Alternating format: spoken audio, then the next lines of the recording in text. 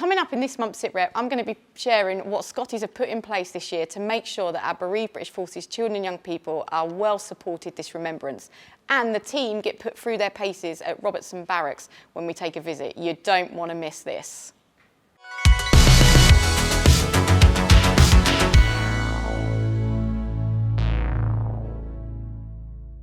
Hello, so this month's SitRep is coming to you from Cheshford Grange, a hotel in Warwickshire, as we are holding our annual fundraising ball this evening.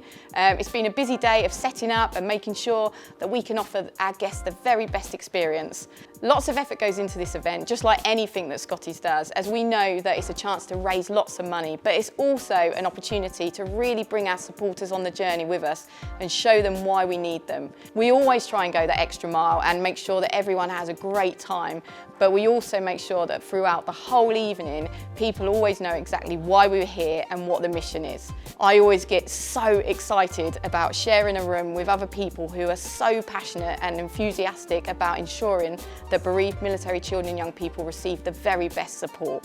Tonight is all about celebrating the work Scotties does, remembering our heroes, and of course raising as much money as possible for our brave members and springboarders. I'm really excited. It's my favourite night of the year. It's better than Christmas. Earlier this month, the team headed over to Remembrance Barracks in Swanton Morley for a team building day. The team were really enthusiastic and they loved learning more about life within the military and what it means to be part of the military community. We were given a tour of the barracks, got to see some armoured vehicles, and had a chance to speak to some really interesting and inspiring servicemen and women about their life and their career and why they wanted to join the armed forces. The team were even put through their paces and were given a PT session, which, although hard work for some of us, most of us, was pretty fun as well. The PTI certainly put us through our paces and it was tough. Apart from having tired legs, the team all left that day feeling really inspired and even more determined to make sure that Scotties offers the very best support to our families.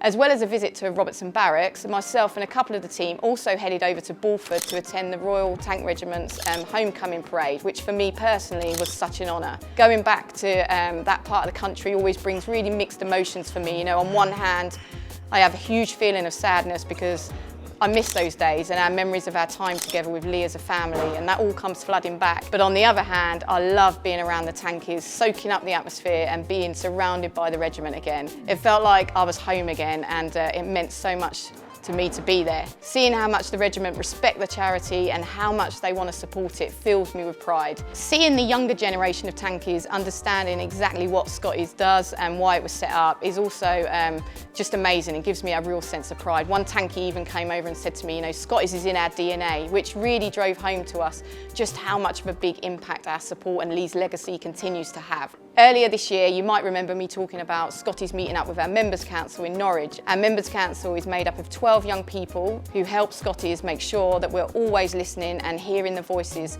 of our children and young people. We can run projects past them, ask them for their thoughts and ideas. They're a really great bunch of young people. During the weekend, we asked the members what remembrance means to them, and sorry about the noise in the background. Guys are setting up the stage.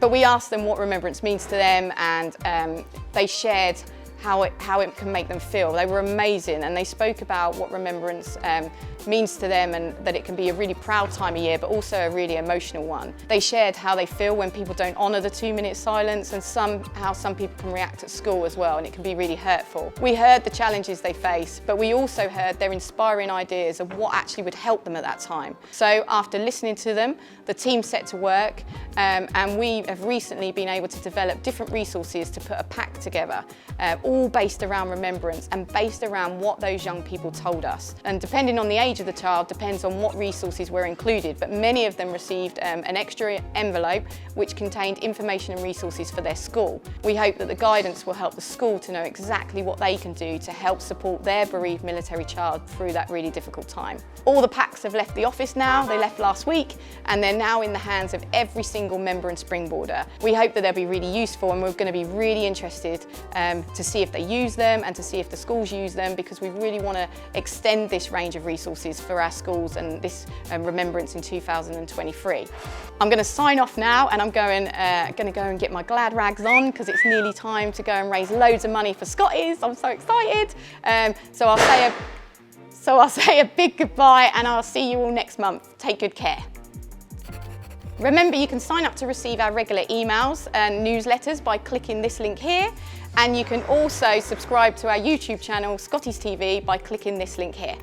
If you hit the bell, you'll also be notified every time Scotty's uploads something, so you'll never ever miss out on any key information.